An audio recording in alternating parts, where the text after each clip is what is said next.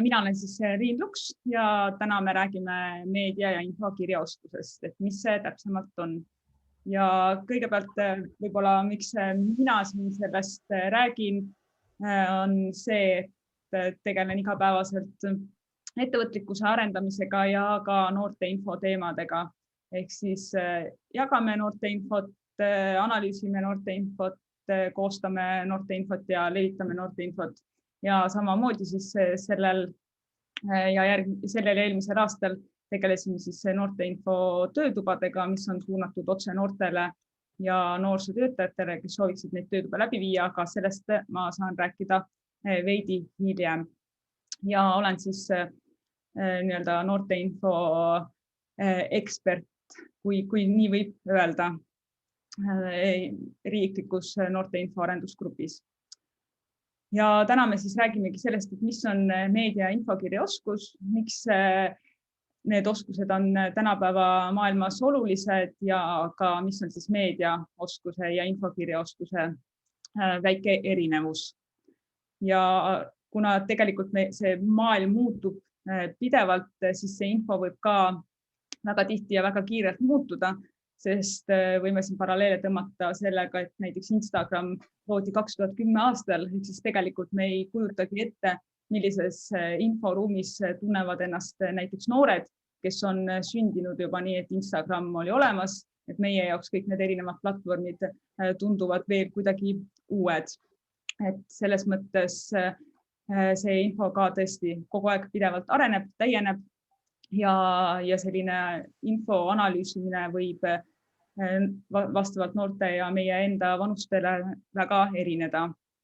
Aga kõigepealt siis räägime nendest mõistetest.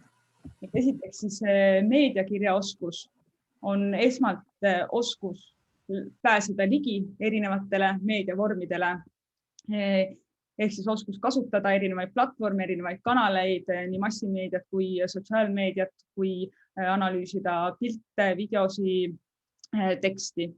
Ja oluline ongi selle oskuse puhul esiteks neid mõista, neid analüüsida, hinnata ja neis ka osaleda. Et näiteks praegu sotsiaalmeedia ja interneti ja veebimeedia kaudu saavad ka ju lugejad ja meediatarbijad ka ise erinevates vormides osaleda, näiteks kommentaariumites või saata arvamusartikleid või võtta siis sõna näiteks ka ma ei tea, kas või televiisoris, kui on need tänavaküsitlused.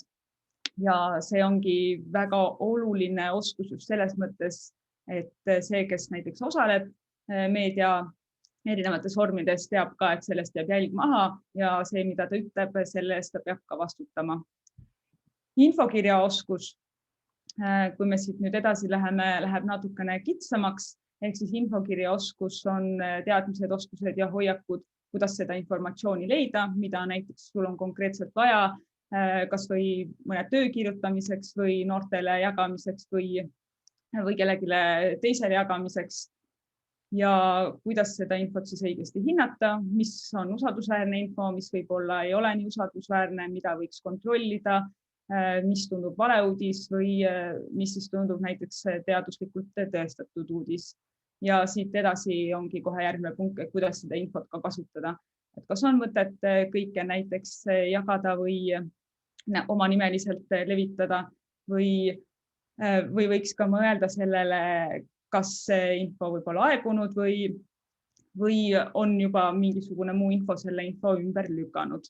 Ehk siis meedia ja info kirjaoskus veidikene erinevad üksteisest, aga need on siis tõesti 21. sajandi oskused, mis on tänapäeva maailmas toimimiseks väga olulised ja väga olulised ka noorte jaoks, kes võib-olla elavadki rohkem veebis kui vastupidi. Me tõime siin ka selliseid huvitavaid näiteid, kui kunagi me ütlesime, et läheme arvutisse ja olimegi seal tund 2, siis nüüd on vastupidi, et me leiame võimalusi, kuidas näiteks ekraani aega vähendada ja kuidas veebiväliselt tegevusi leida, mis on praeguses mõistes muidugi kuidagi arusaadav, sest et kõik toimubki veebis siin viimane aasta aega juba. kiirelt siis, kuna meil on täna pool tundi aega, siis käime kiirelt läbi sellised põhilised kriteeriumid, mille järgi saab siis hinnata, kas info on usaldusväärne, kas see meediakanal on usaldusväärne, mida te kasutate ja mida tuleks siis eelkõige tähele panna. Et infoallikate peamised hindamiskriteeriumid on siis esmalt muidugi ajakohasus, see tähendab siis seda, et kas see info, mida te kasutate, on viimane tõestatud info või näiteks ka seaduste koha pealt, et kas see seadus, mida te parasjagu kasutate, on tõesti viimasena kinnitatud ja nii edasi, et seda saab siis hinnata erinevate kuupäevade järgi, viidetes, kirjanduse loetelus on kindlasti ka aastaarvud mainitud ja veebilehtedel ka siis veebilehe uuendamiskuupäeva järgi. Et kui seal on tõesti uuendamiskuupäev, ma ei tea, 2015, et siis tasuks ka kontrollida teistest allikatest. Siis teiseks usaldusväärsus ja see hõlmab nii näiteks autorlust kui veebilehe tausta, kui ka sellist esmast hinnangut info kohta, et kas seal läheb see info võib-olla veidi sellisesse esoteerilisse maailma või meelelahutuslikku maailma, kui me räägime näiteks kollasest ajakirjandusest ja kas näiteks autoril võib olla omal mingisugune kindel põhimõte või mingisugune muu motiiv, miks ta seda infot võib jagada.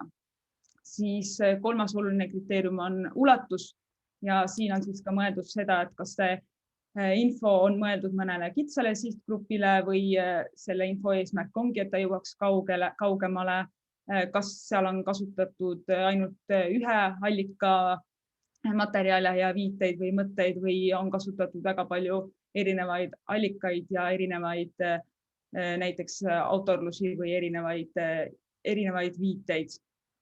Ja seda on tõesti väga oluline jälgida, et kui on ainult ühe inimese mõtete peal näiteks mõni infoallikas üles ehitatud, et siis see võib kajastada ainult selle ühe inimese mõtteid.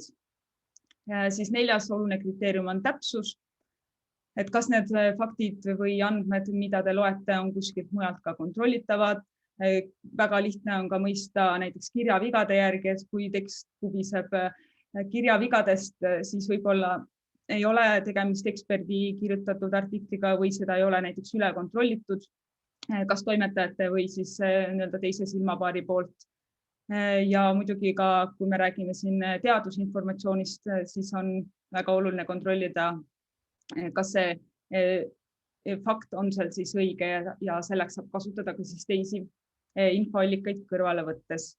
Ja muidugi siis ka objektiivsus, kas on antud hinnanguid infole, kas on väga arvamuspõhine või väga emotsioonipõhine. Kui muidugi me ei saa rääkida ainult, kui ongi näiteks blogi, kus inimene avaldab ka oma arvamust, siis sellega peab ka arvestama ja vaatama, kus lehel ollakse. Aga oluline on tõesti see, et hinnanguid ei anta, kui otsitakse fakti või teaduspõhist informatsiooni. Ja siin ka tuleb objektiivsus selles osas mängu, et kui saab kuidagi hinnata, kas seda infot on veel keegi lugenud ja andnud omapoolseid mõtteid, et siis juba on see info natukene laiaulatuslikum. Ja praegu te näete siis oma ekraanil ühte slaidi, kus on väga konkreetsed sellised mõtted, kuidas siis kontrollida mõne infoallika või valeuudise või õige uudise õigsust nii-öelda. Ja selle me oleme võtnud siis T-viidalt selle informatsiooni www.tviid.ee, mis on siis noortele suunatud infoportaal. Ja see on info, kuidas siis näiteks saab noortele edasi anda vale ja õige uudise eristamise põhimõtteid. Ja me oleme koostanud erinevad noorteinfo töötoad Eesti Avatud Noortekeskuste Ühenduse poolt koostöös Harnoga, kus siis üheks töötoa teemaks on ka õige ja vale info eristamine. Ehk siis selle töötoa kaudu võetakse erinevad etapid läbi, vaadatakse ka vale ja õige uudiste pealkirju ja infokanaleid ning ma soovitan, kes enda noortega või mis iganes tegevuse raames sooviks seda tööd juba läbi viia, siis saab hiljem ühendust võtta ja üks nendest ülesannetest ongi ka siis seesama slaid, kus noortele saab lihtsasti tutvustada põhimõtteid õige ja valeinfo eristamisel. Ja kui me võtamegi nüüd ühe infoallika põhjal, kuidas seda eristada, siis kindlasti kontrollida autorit, kes on selle teksti autor, kas see autor on ekspert, kas ta on kuidagi juba tuntud näiteks, et ta töötab elukutselt näiteks info edastajana või mis on siis tema seos selle artikliga, et kas tal teab sellest teemast, kas ta on selle teema ekspert, kas tal on mingi isiklik huvi teema vastu või ta on lihtsalt kuidagi endale selle lauale saanud ja kirjutab siis lihtsalt mingisuguse artikli kokku, kuna on tellitud. Et sellepärast autorlus on väga oluline. Siis kindlasti kontrollida kuupäeva, et kui see info on aegunud, kui see on mingi 5 aastat vana, siis ei ole mõtet edasi jagada või võib-olla isegi mitte usaldada. See kehtib nii kollase meedia puhul kui erinevate teadusartiklite puhul. Siis kolmas väga oluline punkt on see, et kus veebilehel see info üleval on, kas see info on mõnele kitsale sihtgrupile suunatud kanalil, mis on ka kahe otsaga asi, et kui näiteks otsite aianduse kohta informatsiooni, siis kindlasti sellise aiandushuvilistele suunatud leheküljelt leiab võib-olla õigemat informatsiooni kui mujalt, aga kui näiteks on maailmavaateliselt väga kitsale sihtgrupile suunatud info, siis võib juhtuda, et seal jagatakse ainult ühte suunda infot ja kui tarbida pidevalt ühte ja samat infot siis ja ei kontrollita teisi võimalusi, jääbki sinna ühte infopilvekesse kinni ja tihti juhtub ka see, et mõeldakse, et see ongi õige, sest et igal pool seda räägitakse, aga kui me võtame interneti maailma ette, siis me saame aru, et mida rohkem sa mingisugusel lehel käid, mida rohkem sa mingisugust infot tarbid, siis need algoritmid annavadki sulle täpselt seda infot, mida sa ise klikid ja ise otsid ja tihti, et me praegu võime seda hinnata, et väga paljud ütlevadki, et aga kõik arvavad nii ja kõik teevad nii, et tegelikult see on väga väike osa võib-olla, kes nii teeb, aga lihtsalt sa oled selles ühes infopilves, kus sulle tundub, et absoluutselt kõik teevadki nii ja arvavad nii.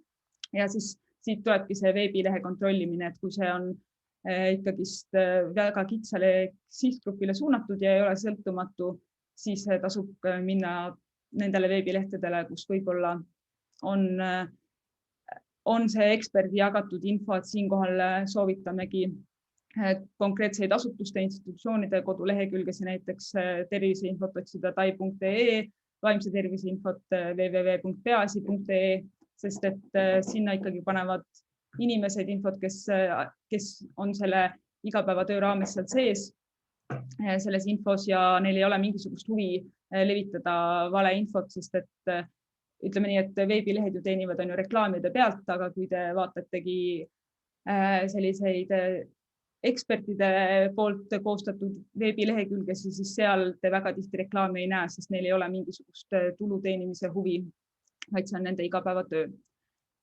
Ja sealt kohe edasi tulebki sisu hindamine, kas see info tundub loogiline, kas see info on ka igal pool mujal samamoodi esitletud või juba saate hinnata, kas on juba midagi kahtlast või te ise teate võib-olla midagi paremini, või on tekstid omavahel vastuolus.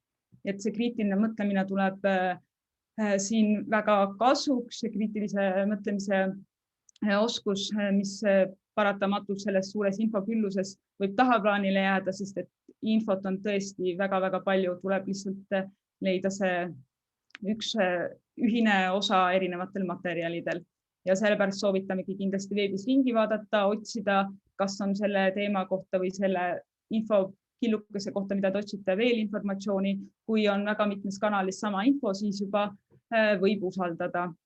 Ja noortele kindlasti soovitage ka kahtlemise korral küsida nõu, kas täiskasvanud või eksperdid, et kui on juba võimalik kasutada dialoogi, siis saab ka küsida lisaküsimusi. Keegi saab aidata seda infot ja teksti tõlgendada, sest et teksti teel võib-olla alati ei anda seda infot nii edasi või siis lugeja, eriti kui ta on veel noor lugeja ja selline tõlgendamisvõimalusi on mitmeid, siis ta võib enda peas selle info tegelikult ikkagi teistsuguseks mõelda, kui on tekstis mõeldud.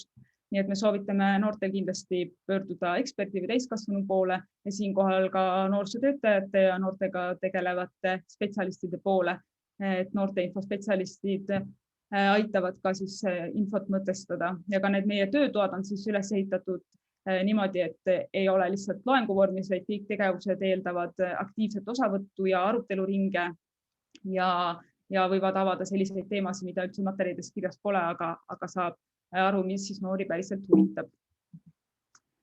Ja ma hetkeks palun teil minna, kas võtate oma nutiseadme või arvutis kuidagi kõrvale, et 2 lehte, näiteks www.tevit.ee ja teiseks ma siis panin meie organisatsiooni infokanali, mis on 100% usaldusväärne, võin kinnitada ja me tihti kontrollime seda infot ja võtame vanasi materjali ära, et teatud aja tagant toimub selline sõelumine. Ehk siis www.tank.ee ja lihtsalt vaadake neid samal ajal, kui ma räägin, et mida teie märkate, kas see läheb kokku sellise teooriaga ja mida te saaksite öelda nende kodulehtede kohta, mille järgi te saate aru, et see info seal on õige. Et näiteks see kehtib siis uudiste kanali puhul, et kuidas sellist üleüldse meediakanaleid hinnata, on kindlasti see maine, et siin kehtib see sama asi, et kui on väga kitsale sihtgrupile suunatud info, siis tasub mõelda, kas võib-olla on seal mingid muud huvid mängus, aga näiteks kui me võtame tevit.ee, siis nendel lehtedel on konkreetne eesmärk, et Teviidal on noorteinfo jagamine, Eesti Angil Hank.ee on siis noortekeskuste info jagamine noortekeskustele suunatud info ja noorsootöötajatele ja avatud noorsootööga seotud info ja kuna avatud noortekeskuste ühendus on katusorganisatsioon erinevatele noortekeskustele, siis tasub seda informatsiooni ka uskuda, sest et me töötame nii-öelda ju noortekeskuste jaoks, mitte ei proovi neid kuidagi mõjutada. Teiseks tasub siis vältida inimeste enda loodud allikaid ja see praeguses sellises infomaailmas kehtib näiteks blogide kohta, et kuigi näiteks blogides inimesed saavad avaldada oma arvamust ja see on väga okei, siis neid tasubki lugeda nii, et see on selle inimese arvamus ja kui näiteks ka öeldakse, et aga ma teen seda lihtsalt näiteks aitamiseks või see ei ole mitte minu huvi seal ei ole, aga samal ajal näiteks hüppavad erinevad reklaamid lahti või see sisupool võib olla ka mingile kindlale tootele lõpuks suunatud, siis seal ikkagi on mingisugused muud mõjud mängus, mis ei ole lihtsalt see sõltumatu info. Aga kui muidugi soovib lihtsalt lugeda kellegi teise arvamust, siis on väga okei, aga see ongi oluline, et hinnata, mis eesmärgiga see info seal on. Ja samamoodi ka erinevatel kodulehtedel, kui on loodud koduleht ja on öeldud, et siin on kindlalt, ma ei tea, see ja see info, aga võib-olla see autor ei ole teema ekspert või tal ei ole mingisugust tõestust, et ta võib seda infot jagada, siis tasub ka kahtlev olla. Ja siit ongi selline kõige kindlam soovitus jällegi kasutada ametlikke kodulehti. Kõikidel erinevatel teemadel on ju nii-öelda institutsioonide poolt avatud kodulehed nii riiklikul tasemel kui ka erinevatel katusorganisatsioonidel kui ka koolidel väga väikestel erinevatel teemadel, kui te lähete tai.ee, siis seal all nurgas te näete ka väga spetsiifilisi kodulehti, näiteks toitumine.ee, kus on tõesti väga-väga palju materjali, kuidas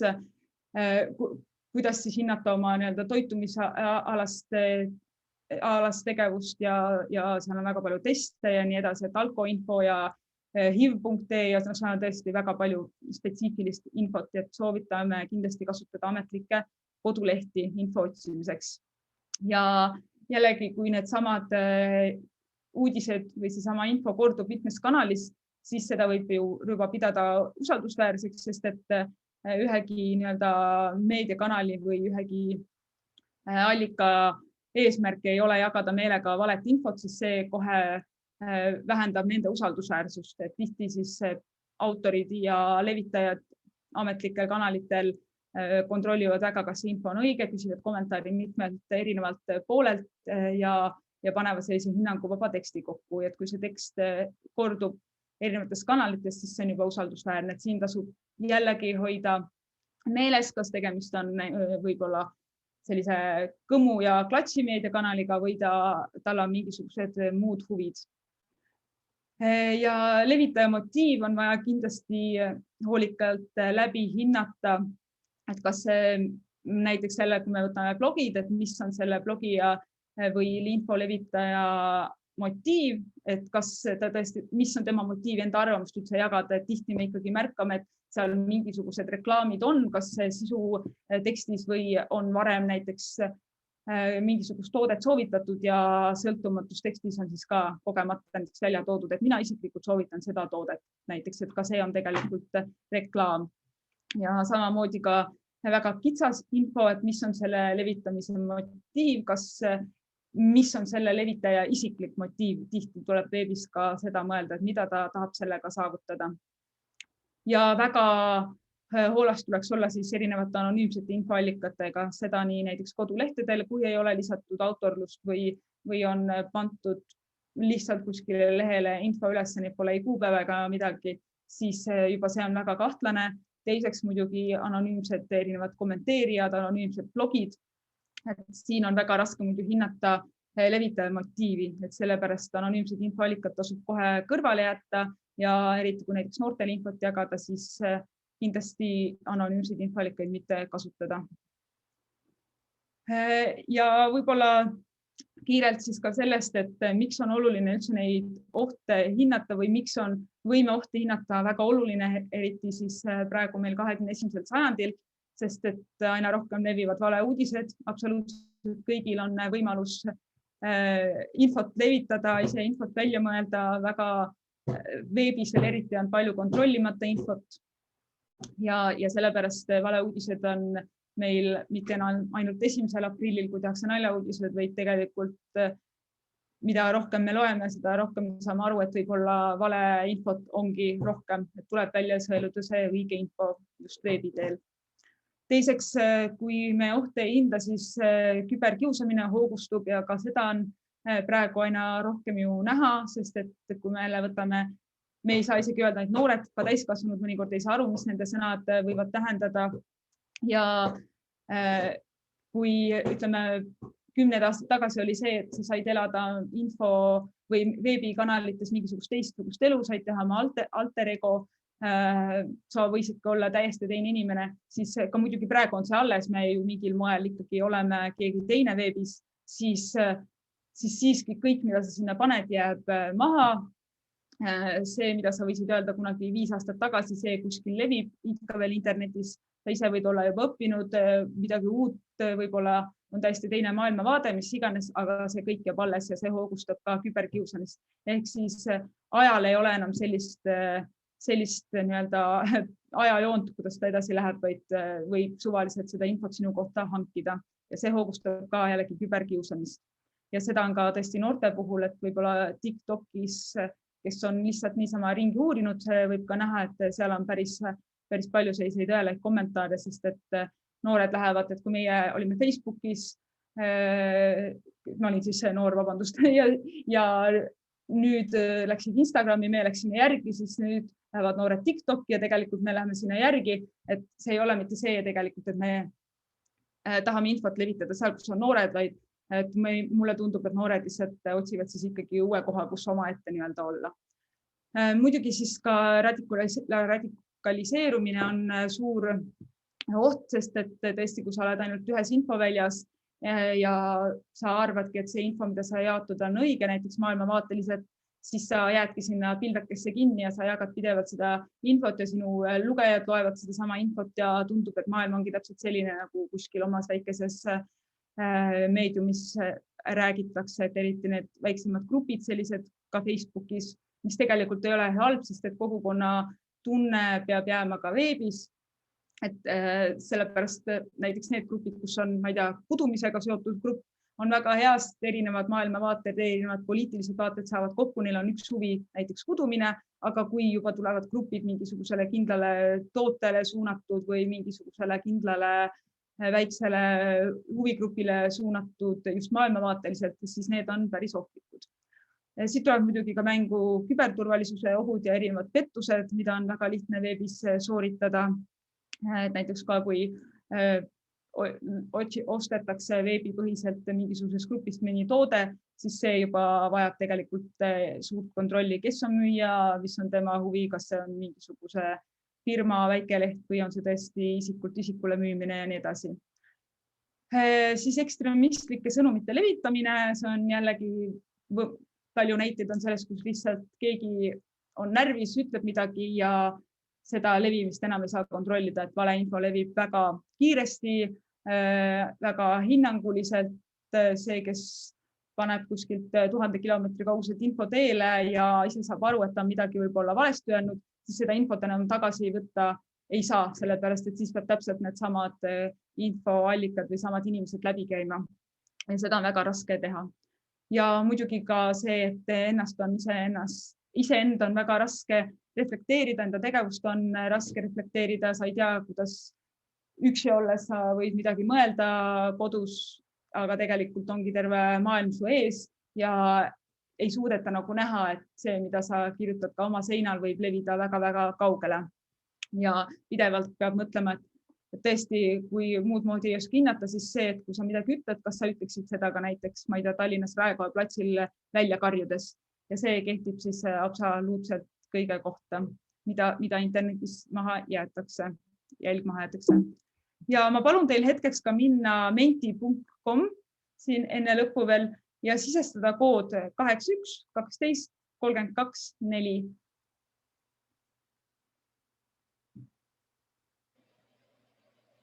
Üks hetk, teil tuleb ette üks slaid.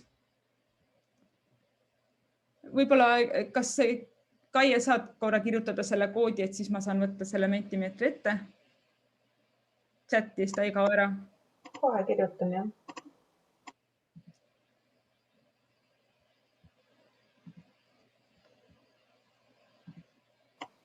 Minul katus kood ära nüüd juba, ma ei näe enam seda.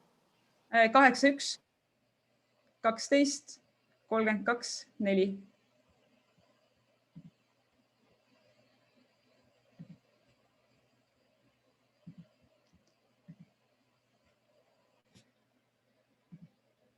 Ja nüüd te näete koodi jälle on siin ees ka ekraani peal. Ja palun kirjutage sinna võib-olla, mis need on usaldusväärsed infoallikad, mis teil kohe meelde tulevad, et me saame hiljem ka neid jagada, aga et siis moodustub selline infoallikate pakikene, kus siis üks on usaldusväärne infoallikas ja siis tuleb mitte usaldusväärne. Et ma saan aru, et praegu on jah, et näiteks koolide kodulehed, töökodulehed, haridusega seotud, ma arvan, et siin on võib mõelda ka HM, ERR peaks olema ja sõltumatu infokanal. Tai.ee tõesti, tervise info otsimiseks hea kanal, noorteagentuur, Harno, Tugilad, väga hea, et tulevad väga konkreetsed ekspertide infoallikad, Postimees. Jah, et siin Postimees võib kindlasti olla uudiste maailmas sõltumatu, aga siin tuleb jällegi vaadata neid alalehti, et kui on juba väga palju reklaami lehel, siis ta kindlasti nii sõltumatu ei ole. Siis Wikipeedia kohta ma ka kiirelt ütlen, et Wikipeedia on üks infokanal, mida me väga palju kasutame, aga ka seal tuleb olla kontrollida mitmest allikast järgi, sest et Wikipeedia on üks selline koht, kus inimesed saavad ise infot sisestada. Seal ei ole sellist ühtset kontrolli. Su ekraani ei ole näha praegu. Ekraani ka. Huvitav, mulle endal näitab, et on ees, ma proovin uuesti. Kas nüüd näitab? Ja. Väga hea, et siin ma just need lugesin ette, aga tõesti, et jah, Wikipeediat siis natukene kontrollige ka mujalt ja ma nüüd, kuna meil on aega väga vähe, siis ma lähen ka teise slaidi juurde. Et kas te saate edasi panna oma mentis ka, et kirjutage ka siia üks infoallikas, mida te kontrolliksite, et mis on võib-olla see infoallikas, mida te kohe ei usuks või seda infot, mis seal on. Ja Delfin tõesti seal leidub õiget informatsiooni, aga kindlasti seal on ka väga palju reklaami ja kallutatud infot. Instagram, Elu24 ja kollased ajakirjandused tõesti. Jällegi Postimees, et siin Anna abi on väga laialt kasutatav just õpilaste seas, et ka seda tuleb kindlasti kontrollida, kuna inimesed saavad ise sinna lisada. Ja telegramid, e-poed, maakonnalehed. Ja maakonnalehed on ka sellised, et nii ja naa, nii et oleneb siis jälle autorlusest ja erinevatest muudest nüanssidest. Aga te võite siin vaikselt veel kirjutada. Meil on tegelikult aeg läbi.